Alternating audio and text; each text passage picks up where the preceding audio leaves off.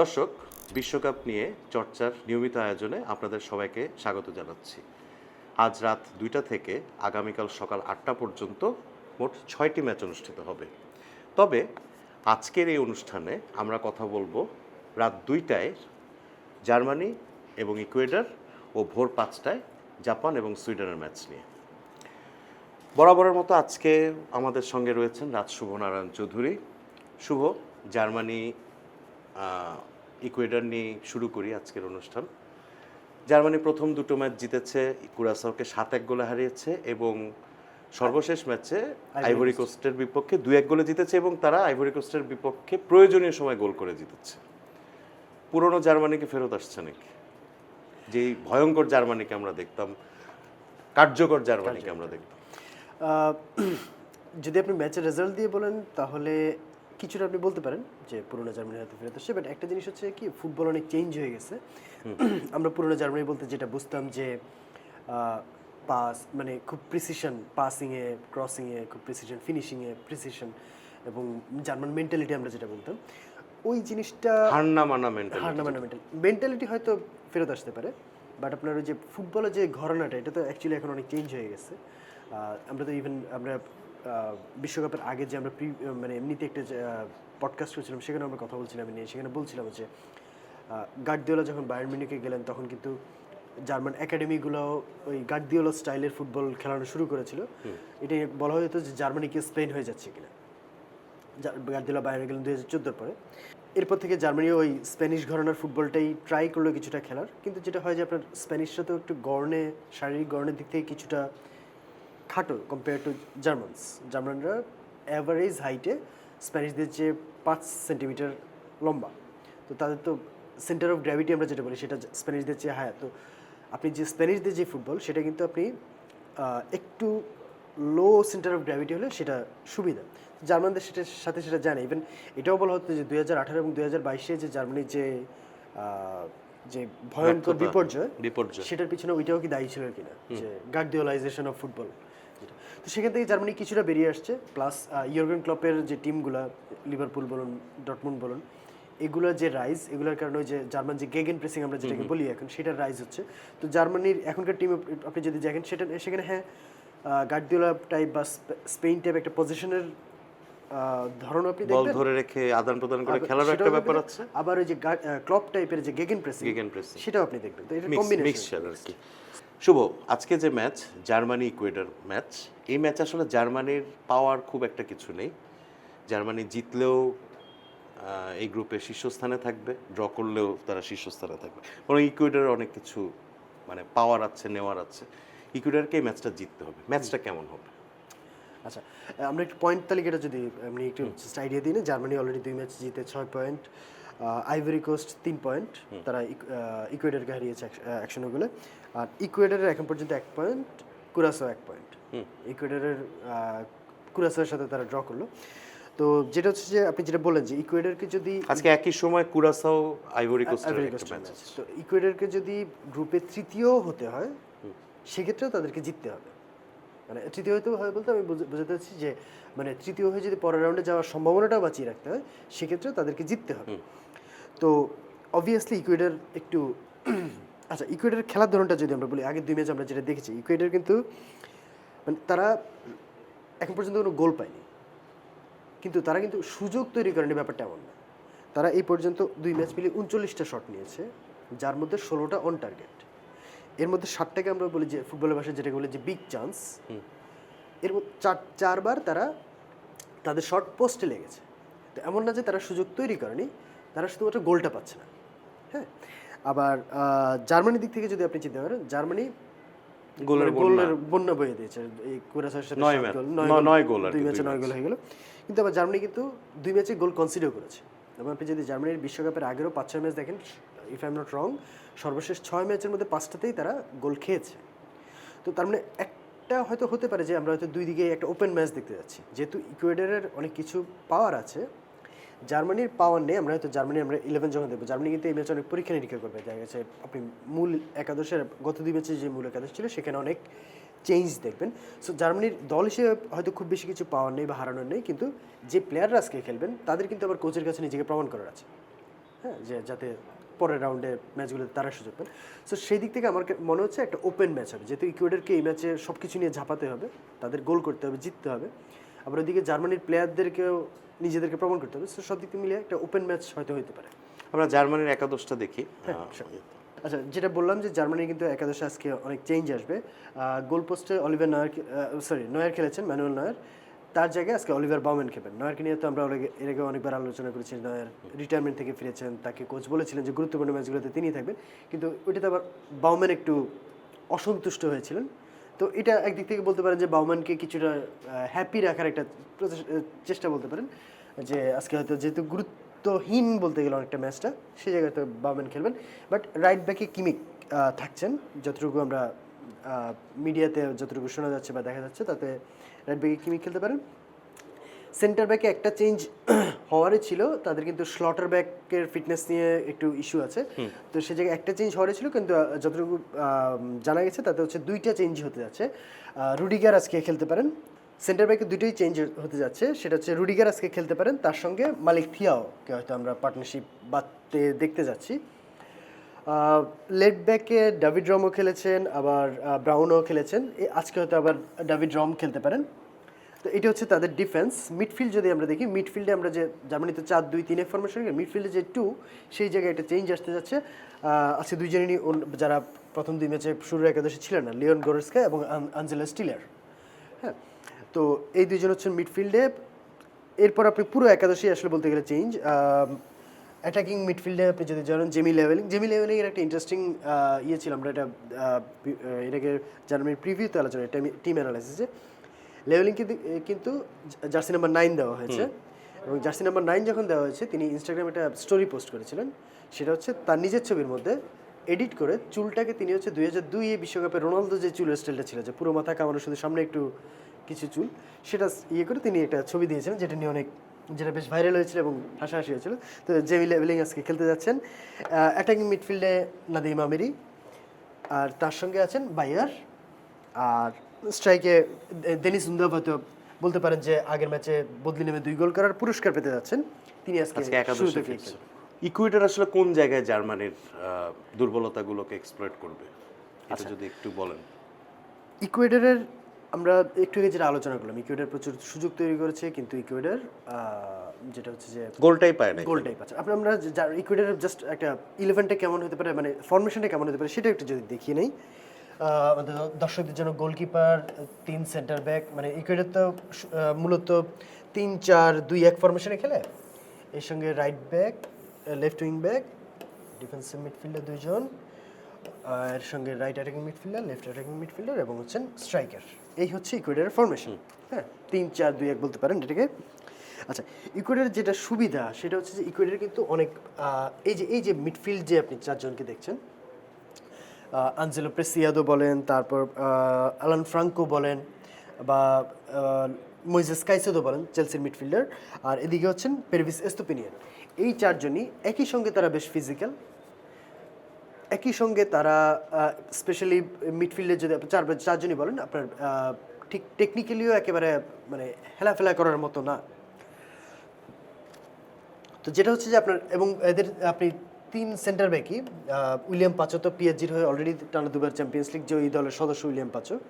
তারপর আরেক left centre back যিনি, তিনি হচ্ছেন পিয়েরো হিঙ্কাপিয়ে, লেভারকুসেনে ছিলেন, এখন আর্সেনালে খেলছেন, বেশ দারুণ প্লেয়ার। তো জোয়েল অর্দনেজও বেশ ভালো। তো এদের এই 7 জন মিলে যেটা হয় যে ডিফেন্স যখন জার্মানি যখন অ্যাটাকে যাবে, বলটা যখন এইরকম কোনো পজিশনে যাবে, তখন যেটা হবে যে আপনি দেখবেন যে এই 2 জনও নিচে নেমে আসছেন, তাতে যেটা হচ্ছে 5 জনের একটা ডিফেন্সের একটা লাইন তৈরি হয়ে যায়, প্লাস এই 2 জনও নেমে আসবে। এবং এই 2 জনের যেটা বললাম যে 2 ডিফেন্সিভ মিডফিল্ডার, এদের ফিজিক্যালিটি বেশ হাই, মানে ফিজিক্যালি তারা বেশ স্ট্রং, বেশ দৌড়াতে পারেন মধ্যে জায়গা কভার করতে পারেন, আবার মানে আপনার 2 দিকেই জায়গা কভার করতে পারেন, আবার ট্যাকেল উইন করতে পারেন। সো ডিফেন্সিভলি তারা বেশ স্ট্রং। হ্যাঁ, আবার আপনি যখন ইকুয়েডর যখন অ্যাটাকে উঠে যায়, তখন আপনি দেখবেন যে এই 2 জন হয়তো এরকম একটা পজিশনে চলে আসছে, মানে আপনি হয়তো ইকুয়েডরকে এরকম কিছু একটা পজিশনে দেখতে পাবেন। হ্যাঁ, তাতে যেটা হয় যে তার যে কারণে হয় যে তারা বেশ সুযোগ তৈরি করে। তো যেটা হচ্ছে যে তাদের স্পেশালি এই দুজন প্লেয়ারের ক্রিয়েটিভিটিও একেবারে হেলাফেলা করার মতো না। সো তারা ডিফেন্সে বেশ স্ট্রং, ক্রিয়েটিভিটির দিক থেকেও একেবারে হেলাফেলা করার মতো না। শুধুমাত্র প্রবলেমটা হয়ে যায় যেটা আমরা শুরুতেই বললাম, যে তারা হয়তো লাস্ট টাচটা ওই জায়গায় হয়তো একটু গোলমাল পাকিয়ে ফেলে। দেখা গেছে হয়তো যেখানে পাস দেওয়া দরকার লাস্ট পাস, সেটা হয়তো শ্যুট করে ফেলে, যেখানে হয়তো শর্ট করা দরকার সেখানে হয়তো পাস দিয়ে ফেলে, বা দেখা গেছে কাটব্যাক করার সময় হয়তো এখানে ঢুকে একটা কাটব্যাক করলো এই জায়গার মতো গেলো, কিন্তু কাটব্যাকটা হয়তো 1-2 সেকেন্ড বা ন্যানো সেকেন্ড লেট হয়ে যাচ্ছে। তো ফুটবলে তো ওই ন্যানো সেকেন্ড আর 1 সেকেন্ডেই খেলাটা চেঞ্জ হয়ে যায়। বাট আপনি যখন বলবেন যে ইকুয়েডর কোন জায়গায় জার্মানিকে ভোগাতে পারে, সেটা আমি বলবো যে ডিফেন্স বেশ স্ট্রং। অন্যদিকে জার্মানি যেহেতু আজকে পুরো টিমই বলতে গেলে নতুন চেহারা থাকবে, সো জার্মানির জন্য গোল পাওয়াটা একটু কঠিন হবে। আবার অন্যদিকে আপনি যদি বলেন যে ইকুয়েডরের গোল পাওয়াটা, যেটা আমরা বললাম যে ইকুয়েডরের গোল পাওয়াটা হচ্ছে লাস্ট পাসটা হচ্ছে ঠিকঠাক হওয়ার ব্যাপার। তো ওইটা যদি ঠিক হয়ে যায় সেক্ষেত্রে জার্মানির ডিফেন্স আবার যেহেতু একটা নিউ লুক ডিফেন্স, সেই জায়গায় হয়তো এমনও তো হতে পারে আজকে ইকুয়েডরের সবকিছু ঠিকঠাক হতে পারে। সেক্ষেত্রে আপনি ইভেন ইকুয়েডর যদি 2-3 গোল পেয়েও যায়, সেটাও খুব বেশি অবাক হওয়া থাকবে। মোট কথা ম্যাচটা ওপেন ম্যাচ এবং ভালো ম্যাচ একটা আমরা আশা করা যাচ্ছে। যদিও নামের পার্থক্য, শক্তির পার্থক্য তো আছে, নামেরও একটা পার্থক্য। জার্মানি 4 বারের বিশ্ব চ্যাম্পিয়ন, ইকুয়েডর। ধন্যবাদ শুভ। আমরা এবার জাপান সুইডেন ম্যাচে আসি। ভালো খেলা, সুইডেনের অনেক কিছু পাওয়ার আছে এই ম্যাচ। অ্যাকচুয়ালি সুইডেন জাপান দুই দলেরই কিন্তু এখানে পাওয়ার এবং হারানোর আছে। আমরা পয়েন্ট টেবিলটা আরেকবার যদি মনে করে দিই, নেদারল্যান্ড 4 পয়েন্ট, গ্রুপের টপ এই মুহূর্তে। Japan 4 point, Sweden 3 point, Tunisia 0 point, এখন পর্যন্ত পয়েন্ট পায়নি। আজকে নেদারল্যান্ডস তিউনিসিয়ার সঙ্গে যখন খেলবে ওই সময় হচ্ছে জাপান আর সুইডেন ম্যাচটা। সো আপনার জাপানের জন্য যদি জাপান গ্রুপে টপ করতে চায়, জাপানকে জিততেই হবে, কারণ ওইদিকে নেদারল্যান্ড তিউনিসিয়াকে হারাবে, এটা মোটামুটি ধরে নেওয়া হয়েছে। আবার সুইডেনের জন্য সুইডেন এখন পর্যন্ত 3 পয়েন্ট নিয়েও তারা গ্রুপে যদি থার্ডও হয়, সেক্ষেত্রে তারা ওই যে সেরা 8টা থার্ড দলে একটা হয়ে যাওয়ার একটা কন্টেনশন থাকবে। বাট তাদের যেটা হচ্ছে যে যদি আজকে বেশি গোল খেয়ে যায় বা করে, সেক্ষেত্রে হয়তো তাদের প্রবাবিলিটিটা কমে আসবে। সো সুইডেনের জন্য অ্যাটলিস্ট ড্র করাটাও খুব ইম্পর্টেন্ট। সো অ্যাকচুয়ালি দুই দলের জন্যই এই ম্যাচে একটা স্টেক আছে, যদি স্টেকটা সমান আর হ্যাঁ সমানই বলতে পারেন। এবং দুই দলের আপনি যদি শক্তি দেখেন, জাপানও বেশ ভালো খেলেছে, সুইডেন নেদারল্যান্ডের সঙ্গে মানে তিউনিসিয়াকে তারা 5 গোলে হারিয়েছে, পরে নেদারল্যান্ডের সঙ্গে 5 গোলেই হেরেছে। তো বাট সুইডেন কিন্তু দল হিসেবে একেবারে আপনি উড়িয়ে দিতে পারেন আর কি। জাপানের সঙ্গে আপনি যদি বলেন 5 গোলে হারার ম্যাচেও কিন্তু সুইডেন কিছু সময় সুযোগ ভালো খেলেছে, সুযোগ তৈরি তো সেই দিক থেকে বললে জাপান এবং সুইডেন বলতে গেলে সমশক্তির দলই। সো এই দিক থেকে আমার কাছে মনে হচ্ছে যে বেশ ভালো একটা কন্টেস্ট হতে বিশেষ করে জাপান লাস্ট ম্যাচে যে তিউনিসিয়াকে হারিয়েছে, দুর্দান্ত, মানে তিউনিসিয়াকে দাঁড়াতে দেন। ইভেন নেদারল্যান্ডসের সঙ্গেও কিন্তু দারুণ ড্র তাদের। তো শুভ, অ্যাজ ইউজুয়াল জাপানের ফরমেশনটা যদি আমরা একটু দেখি এখানে, বা তাদের জাপান কি ধরনের খেলা খেলবে সেটা যদি একটু আচ্ছা ধরনটা আমরা একটু জানতে চাই। আচ্ছা, জাপান যেটা হয় যে জাপান 3-4-2-1 ফরমেশনে খেলে। তো তাদের আমরা জাস্ট ফরমেশনটা যদি দেখি, ফরমেশনটা অনেকটা এরকম যে 3 ডিফেন্ডার, তারপর হচ্ছে right midfielder, 2 centre midfielder, left midfielder, 2 attacking midfielder এবং 1 স্ট্রাইকার। এই তো এখানে একটা জায়গায় একটু জাপানের আজকে প্রবলেম, জাপানের এই জায়গাটাতে তাকেফুসা কুবোকে তারা আজকে পাবে কিনা সেটা নিয়ে একটু সন্দেহ আছে। আগের ম্যাচেও তাকে পায়নি সেভাবে, তো সেই জায়গায় হয়তো আজকে জুনাইয়া ইতোকে দেখা যেতে পারে। এই হচ্ছে জাপানের ফরমেশন। এবার যদি আমরা সুইডেনটা একটু দেখে নিই, সুইডেনও কিন্তু আপনার বলতে গেলে 3 ডিফেন্ডার নিয়েই খেলে। 3 ডিফেন্ডার যে ফরমেশন, তাদের একটু জাপানের চেয়ে ডিফারেন্ট আপনি বলতে পারেন। 3 ডিফেন্ডারের সঙ্গে 1 central defensive midfielder, 1 right midfielder, 2 central midfielder, left midfielder, আর হচ্ছেন 2 স্ট্রাইকার। তো এই বলতে গেলে আপনার দুই দলের ফরমেশন আর কি। আচ্ছা শুভ, জাপান কোন কোন জায়গায় শক্তিশালী, সুইডেনই বা কোন কোন জায়গায় শক্তিশালী, কি ব্যাটেলটা কি হতে পারে আজকের ম্যাচটা? আচ্ছা, এখানে একটু আমরা যদি আগের 2 ম্যাচ দেখি, সেখান থেকে আমরা প্রথমে জাপানের শক্তি বা সুইডেনের দুর্বলতা নিয়ে যেতে বলি। সুইডেনের দুর্বলতাগুলো আপনি যদি দেখেন, সুইডেনের মানে কি ব্যাটেল দিক থেকে একটা বলতে পারেন যে সুইডেনের রেস্ট ডিফেন্সটা কী হবে, আমরা যেটা রেস্ট ডিফেন্স বলি, এবং এটা এবারের ফুটবল বিশ্বকাপে একটা বড় মানে টকড অ্যাবাউট ট্যাকটিক্স আর কি, বা ট্যাকটিক্যাল অ্যাসপেক্ট যেটা, সেটা হচ্ছে রেস ডিফেন্স। রেস ডিফেন্সে জিনিসটা সহজ, যে আপনার মানে আমরা এটাকে সহজ বাংলায় বলতে গেলে ঘরের কয়জন বেড়াতে যাবে আর কয়জন ঘর পাহারা দেবে, ব্যাপারটা এরকম। তো জিনিসটা হচ্ছে যখন সে সুইডেন অ্যাটাকে উঠছে, তখন মানে জিনিসটা তো হচ্ছে এরা তিনজনই হচ্ছে নিচে থাকছে, হ্যাঁ। তো এই রেস ডিফেন্সের ফরমেশনটা, রেস ডিফেন্স মানে তারা তিনজন নিচে থাকছে, পাহারা দিচ্ছে, ঘর পাহারা যেটাকে আমরা বলছি।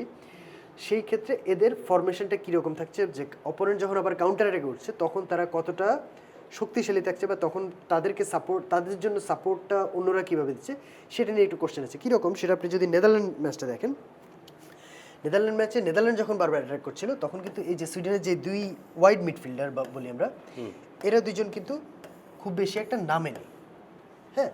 তাতে যেটা হয়েছে